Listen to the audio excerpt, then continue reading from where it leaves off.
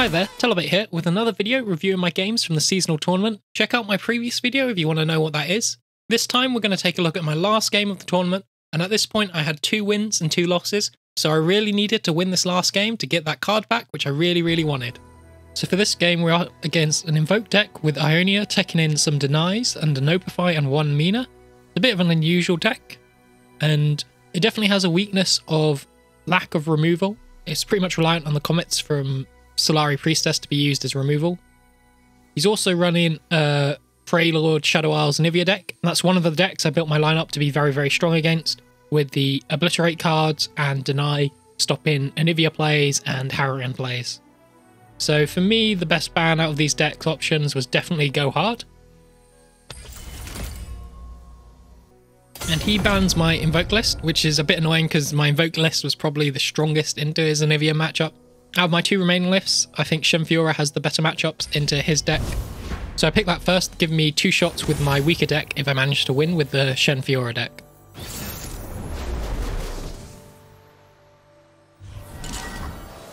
Going into the Mulligan, hand isn't that great. I always remove the combat tricks in this deck. Throw away the Bright Steel, it's too big a drop. It's definitely very good into this matchup, but I run 2 in the deck, so it's quite likely we'll draw 1 later on. Early turns, we have no play here. They forced us to choose death or the blade. No more hiding. There's no point playing Bright Steel just for the body. Might as well pass and bank the mana. And we play Fiora turn 3. There's no removal we're particularly scared of. The only removal he can have is from Invoke cards, and we've got Deny for that. He keeps up 3 mana here, and because there's the risk of Pale Cascade, I don't want to attack him with Fiora. Especially when, if we bank mana, I can use Spirit's Refuge to allow me to block. I know these paths well. On this turn, I decide to play the Bright Steel Protector, and I think that's a mistake, because we can definitely bait him into attacking in and then use Spirit's Refuge. I think the better play would have actually been to play River Shaper. River Shaper doesn't give us any good blocks, but it's a stronger development, uses up more of our mana, and we still can use the Spirit's Refuge for a barrier. Because we play the Bright Steel here, we're forced to use the single combat on the Mountain Scryer. He has Notify, but we don't play around that. It was only a 1-of in his deck. Because we don't want him to get any useful effect from the Mountain Scryer, we attack in here.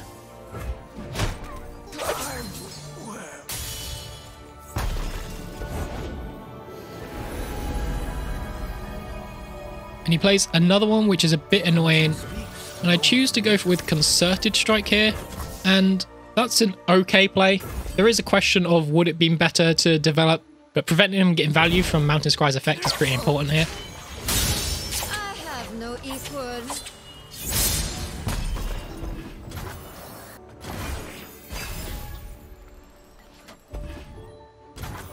So he passes here. He could still use something like Sunburst or have a Comet in hand, so we want to keep up Deny mana. Okay, and he plays Diana, which we're completely okay with. And he attacks him with Fiora, and here we definitely use the Spirit's Refuge or the Riposte. I go with the Riposte. I don't think it's a big deal which one I use. He then uses the Hush, which is okay. He's always going to get value from those Hushes. We can't really play around them. Everything I've worked for.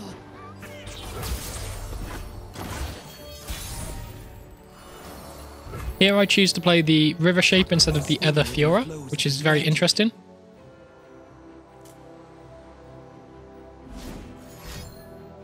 He plays Meteor Shower, which is definitely a Deny here.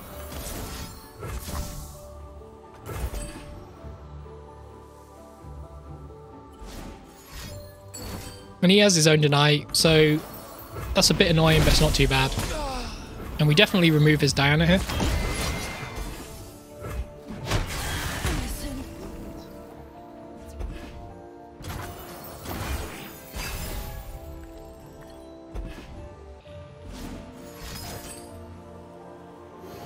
So he uses Star Shape in here, we just need to play some units down.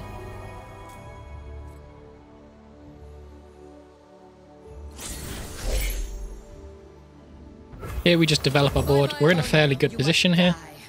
And he just passes back. I think it's okay to play River Shaper. For 4 mana, he doesn't have any decent removal. The only thing he could do is Diana, but then we've got Bright Steel Protector. And he plays Diana, but I don't play the Brightsteel Protector. And this is a big mistake. I should play the Brightsteel Protector on the River Shaper to keep it alive. Oh, that's really, really bad, actually. Because we should have a River Shaper alive here, and then we can use Spirit's Refuge to allow us to attack in next turn. Oh, that's really bad. Yeah, losing the River Shaper there was really nasty. Steel is yours. Fall, heretic. No. I will be free. My duty's done. Plays a Great Beyond. There's not much we can do to stop that.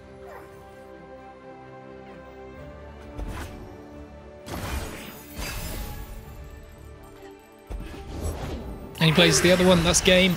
We could have a Sharp Sight, but we're unlucky and didn't draw it, so we can't block in here.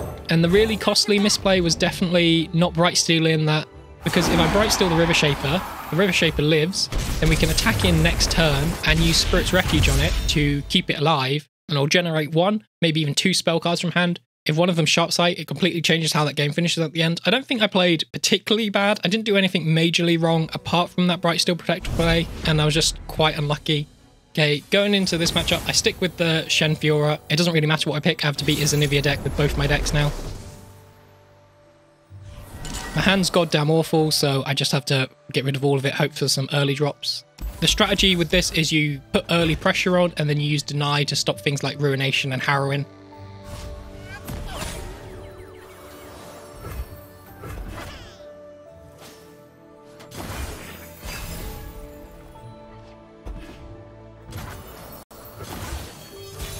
So the first thing that we can do is turn 3, play Fiora. I long for a worthy opponent.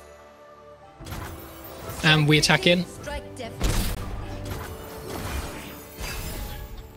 Turn 4, we still have nothing we can play, so we just end the round. He is at 8 mana here, so he's slightly out of Ruination. I attack with Fiora there and don't play the Dragon. Here I should definitely play the Dragon. I could be worried about something like a Vengeance, but if he Vengeances my Fiora or my Dragon, I'm fairly happy with that, so a bit questionable. Here he has Ruination, so now we need to keep 4 mana up for Deny. So playing the Screeching Dagger in here is fine. He plays the Ruination, so here we definitely Deny.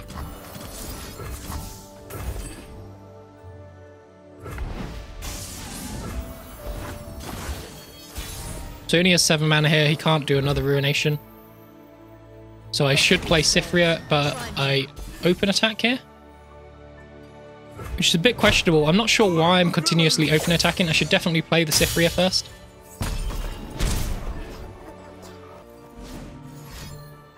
He plays Whale, and it's worth investing the Sharp Sight to keep Fiora alive here, I feel. Against these really heavy control decks which rely on Ruination, when they have less than 9 mana available, you really need to develop and punish them, because they have a lot of fast responses, and their only slow response really is Ruination.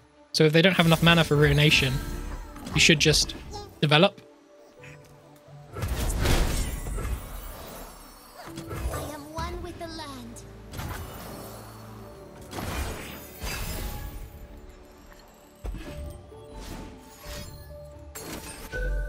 He plays Avalanche here, and I don't think it's worth investing 4 mana to keep either of my units alive. I can just develop a new board here.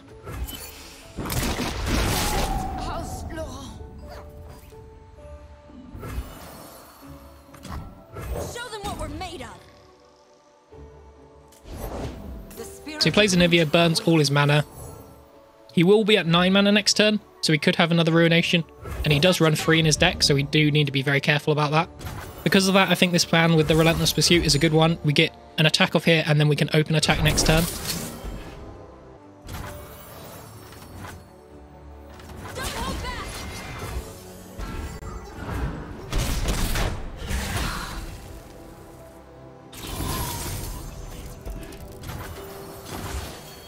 Because of Ruination, we have to open attack here, and then he'll need Vengeance and other stuff, but we've got Riposte. We have so much to overkill him here, so it's really unlikely he does it.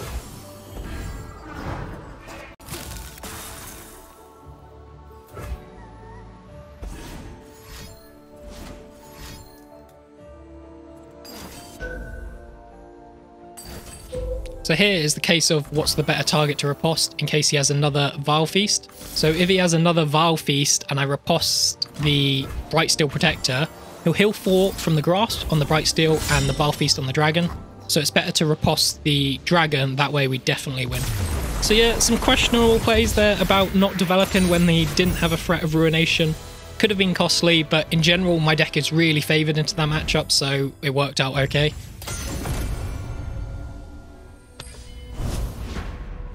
So going into this final game, and my memory of this game was that I was really unlucky, but as I've reviewed these games, I've learned more and more that I've made some pretty major misplays, to be honest, and it could have just been the pressure of the situation, and the whole new clock system, which you can see in the top left, is definitely a bit off-putting. So going into this matchup, what we really need is to be able to put early pressure down, and have Invoke cards, that way we can try and look for the Obliterate cards to remove his Anivia.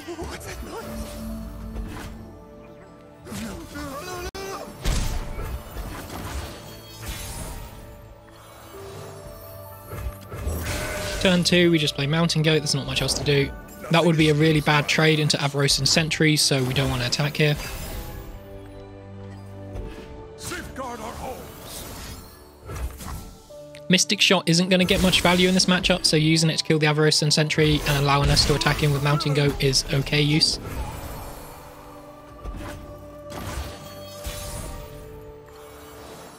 We get Spring Guardian here, so we should definitely develop. His deck is very spell-based, which is why you always want to develop. The only threat is Ruination. Out of the springs. Please, I have connections.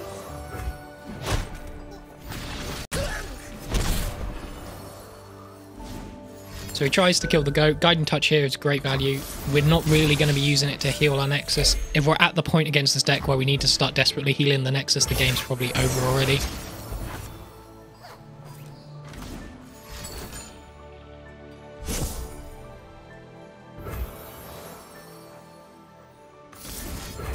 I'm happy to gem the goat here to keep him out of Vile Feast and Withering Whale range.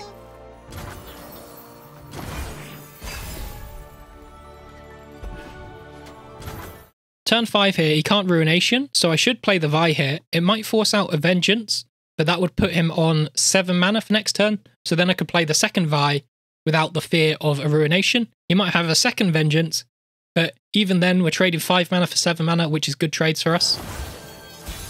Passing back was definitely a mistake.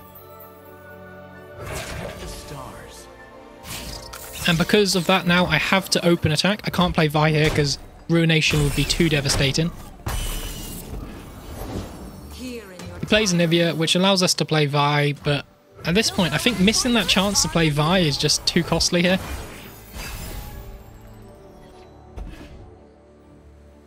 Here, there's possibly an argument to say not to kill the Anivia and try and look for Obliterate cards. We still don't have any Invoke, which is quite unfortunate. I choose to kill the Anivia, and I'd say this is probably a small mistake. It does give us a stronger open attack, though.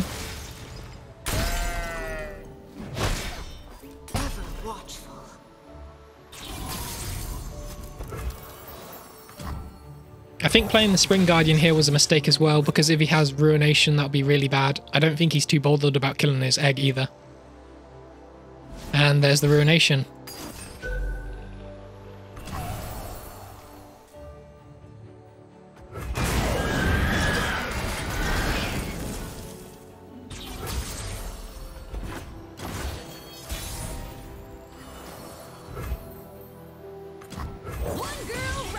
So it's quite a rough position here, really. We play Vi, but without our Obliterate cards here, we're in a bad position. There's a Vengeance. At this point, I think we cycle Guardian Touch for draw. Use it on our Nexus.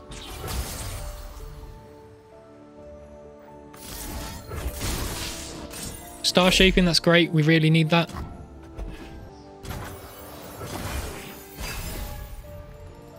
We get Sump Dredger, which is more cycle, which is great. Plays another Anivia. Here, I think we develop the board. Play Sump Dredger, play Vi.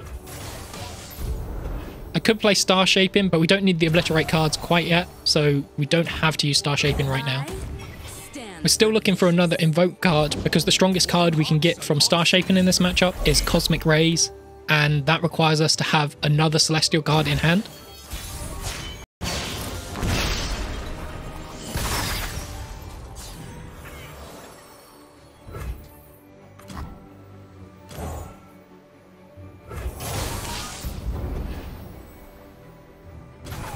Because he's got 2 dead Anivias in the pool now, if we get anything but Cosmic Rays, we're in a bad position. Let's talk about your death. Time to reflect. Who's gonna close that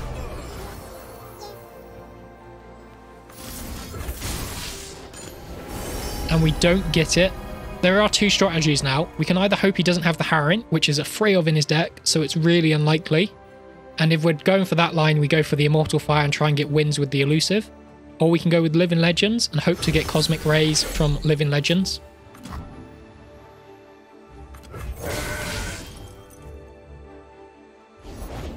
We burn, then kindle anew. And I go for the kill on his egg, but everything is very desperate here.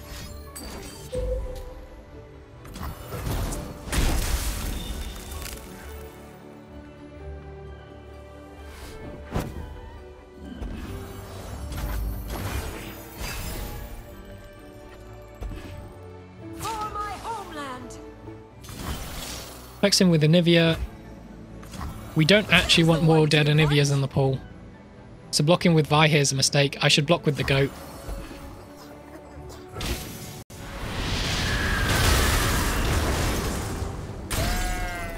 That's definitely a misplay. I should block with the goat to stop putting dead Anivias in the pool.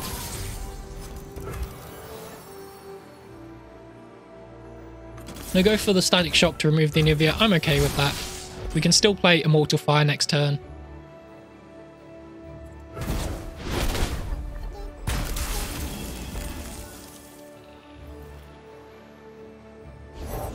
The spirit of winter awakens.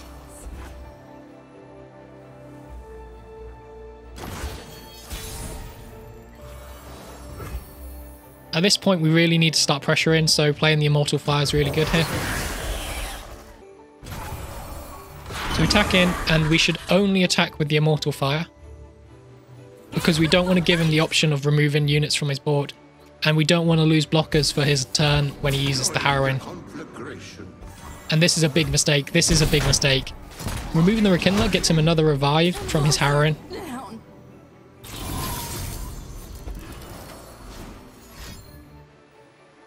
And here it is, and I've given him 2 more Anivias than he really needed, and I lost 2 block.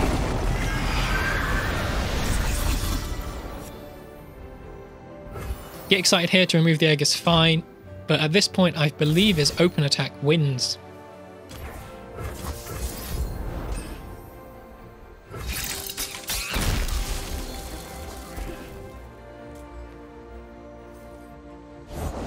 This'll take the chill off.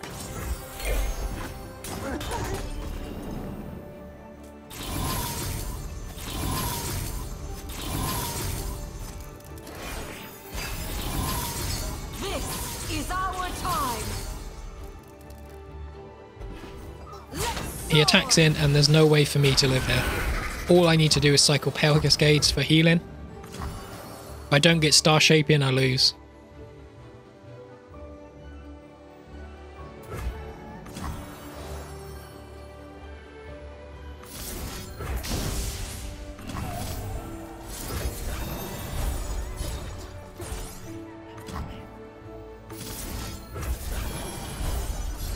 Oh, and there's the Slari Priestess, a bit late. Definitely could have done with that earlier. And that's it, GG.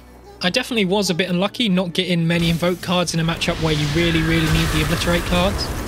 At the same time, there's definitely plays I could have made which would have given me a better chance. I killed a lot of his Anivias, which I didn't need to, and especially on my last attacking turn, where I attacked him with Vi and the Stump Dredger. There was absolutely no reason to attack into those cards because I lose a blocker and I kill one of his units, getting him another unit back from the Harrowing. So I played really poorly around the Harrowing win condition. And on turn 5, when my opponent had 8 mana up, I chose not to play Vi. Obviously, I was worried about the Vengeance, but I had 2 Vi's in hand, so if he Vengeance is the first Vi, I can play down the second Vi, and even if he Vengeance is the second Vi as well, he's traded 14 mana for 10 mana of mine. So I think those were the biggest misplays in this game and definitely were costly. So this is the last game I'm reviewing of my seasonal tournaments. I decided only to do 2 matches and I wanted to focus on my losses where you can learn a lot more. Hopefully some of these tips will help you. and if you go against any of these decks on ladder, you understand a bit more how to play against them, and don't make the same silly mistakes I did. Anyway, until next time, thanks for watching, and have a good day.